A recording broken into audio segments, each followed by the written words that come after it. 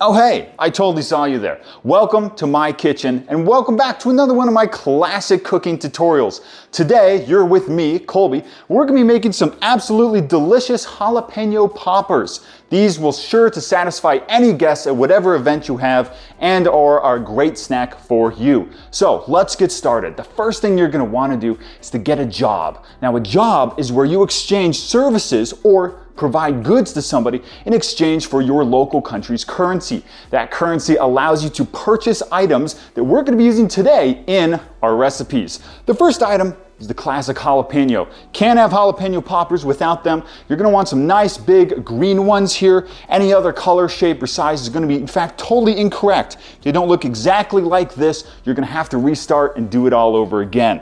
What you're also gonna need is a little bit of cream cheese. Now, I just got the great value kind because my credit cards are all maxed out and some of the checks I wrote are balancing. But if you can get the higher quality stuff, it's not gonna matter because we're just gonna be wrapping the whole thing in bacon, spoilers, and it's gonna taste incredible no matter what. I also went to my local chef store and got 5 pounds of bacon. Now this is, I know, a bit of a small amount, but if you at home just can't really see yourself eating the regular 10 pounds, a 5 will do just fine. We're also going to need a little bit of sriracha. Get it quick while you can. I believe there's political issues happening in their country, reducing the quantity that they can sell, or your local hot sauces will do just fine. In fact, I've got a few extras right over here that I think you'll really like. These hot sauces are going to add just a little bit extra kick. Your regular sriracha is going to do around 5 to 10, maybe 20,000 Scoville units, but here we're going a little bit further up into the millions. My favorite one is, of course, the Bomb. It's a classic hot sauce loved by millions, and it comes with the added benefit that once you serve this to your guests, you won't ever have to serve them again. You'll either be incarcerated or they'll be in the hospital, meaning you no longer have to host them. A win-win for everybody.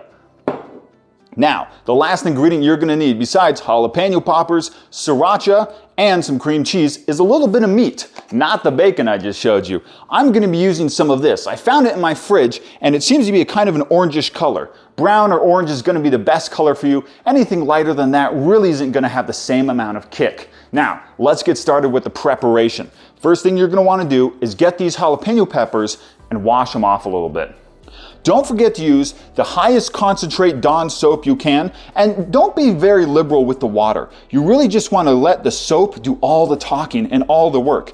Get them completely coated, give them a brief rinse, just enough to let them know that you mean business and to really get the soap everywhere. And then you're kind of done. You can just leave them wherever. We'll come back to those in a minute. Now, moving back here, if your kitchen doesn't have one of these, you might need to reconsider your home decor, but here we have a classic Dyson Airblade. With the HEPA filter installed, it's gonna help me dry my hands very quickly in between stations.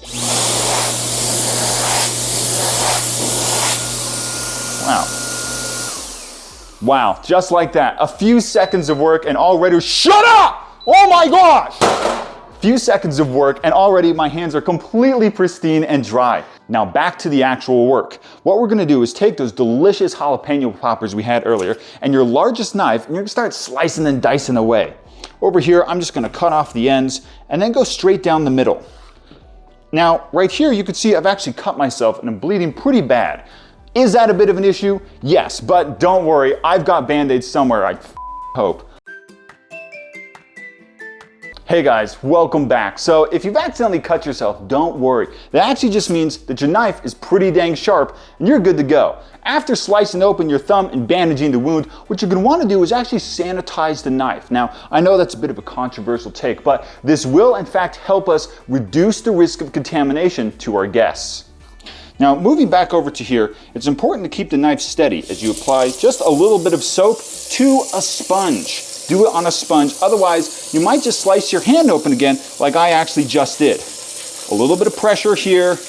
Remember, we're not trying to sharpen a knife, we're just trying to get all of the chemicals and germs that are built up inside my body off of the blade so that the only thing left is that clean metal and microplastics. All right, once we finish washing our knife, we're gonna move back to our cutting station where it's time to get back to what we just missed out on. Now, our jalapeno popper here has been sliced in half.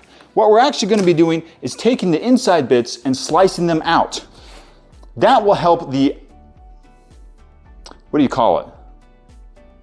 The cream cheese, I forgot. That will help the cream cheese fill up the center. So we're gonna take this jalapeno popper and very carefully just slice open the middle bit here. Careful not to cut anything else. You've already got one hospital-threatening injury. We can't really have another.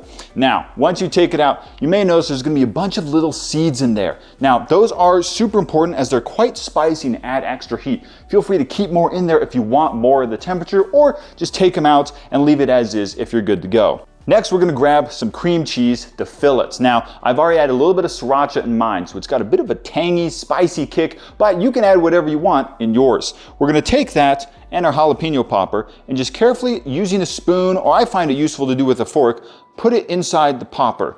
Now, even if you're having a little bit of trouble because of an earlier mistake you made, that's okay. Just keep at it, give it patience and time. You'll get there eventually. Once you've finally got the cream cheese in the popper, then you're good. That's good. It's good enough. Then you're good to go. What we're gonna do next is add some of that mysterious mystery meat I found in the fridge. Now, I've got a little pile here, but I'm also gonna grab some more from my tin, and we're just gonna dab that right on top there. There we go. Isn't that great? So now we've got the spicy cream cheese, the mystery meat. It's all coming together. The last step is the best step, the bacon. We're gonna grab a little bit of the dead pig flesh, and with the fatty bits intact, start wrapping it around the jalapeno popper. Now, as you do this, you're gonna wanna keep one extra special tool nearby. Can you guess what it is? I couldn't pull the wool over your eyes. It's a toothpick. We're actually gonna use that to stabilize the jalapeno popper and the bacon so that it doesn't roll off. Doesn't that look just delicious? Now, the final step is to fill up your whole plate here. Put in the oven for 350 until the bacon itself cooks. Everything else should be cooked. You're just kind of warming it up. The bacon, though, is the one thing that needs to finish cooking. So once that's finished sizzling and looks excellent, then you're good to go. In fact, I think we have some ready right now. Moving on over, I've got a little bit of my toaster oven here where I prepped some beforehand. Now, if you don't have oven mitts, that's fine. You just kind of got to go quick when you take them out. Ow! Now, once they're out, you want them to be looking just like this kind of golden brown, but still a little bit flexible. You notice that all the cream cheese and the mystery meat still in there. These are gonna taste incredible. I recommend just taking the toothpicks out before you serve, unless this happens, in which case don't do that and just leave it in. Then grabbing a fork or a knife, you're welcome to enjoy. Now, as it turns out, this is starting to hurt a lot more than I thought originally, so I'm gonna be heading off, but I just wanted to thank you, the viewer, for watching. This has been Cooking with Colby. We'll see you around for some more content.